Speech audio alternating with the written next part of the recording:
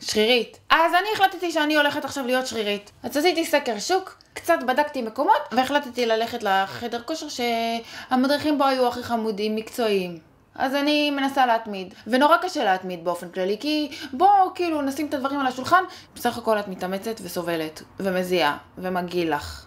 אז אני הולכת לחדר כושר, אבל יש כמה דברים שנורא מפריעים לי בחדר כושר. אם אתה כבר כאילו מגיע לחדר כושר ואתה הולך על ההליכון ואתה יודע שתזיע, אז למה אתה לא שם דורדורנט? למה אתה לא שם דורדורנט? כאילו, מה?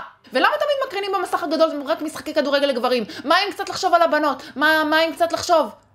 או שיש את הבנות עולות לה לסקי, עם מכנסון כזה קצר, ורגליים מושלמות, ותחת מושלם, ובא לך למות. כל ההליכון את הולכת מאחוריהם ומסתכלת על התחת והרגליים שלהם, ואת אומרת, איך יש בנות כאלה? ואני צריכה לעבוד כל כך קשה. ברגע שהם הגיעו לחדר כושר, אז זהו, נגמר לך האימון, למה כל הגברים מסתכלים עליהם, אז בשביל מה באת בכלל? וואלה יופי. מבאס. הלוואי שהמתאמנים האחרים היו רואים בי את הפוטנציאל, כמו שהמאמן רואה בי את הפוטנציאל שלי. הוא מאוד מאמין בי. אבל יש משהו שנורא מפריע לי, שאני עושה את המכשירים של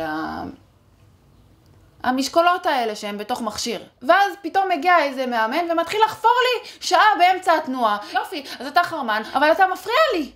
ואחרי זה אני צריכה עזרה, ואז כאילו לא נעים לי לבקש, כי הייתי לא נחמדה באמצע הסט.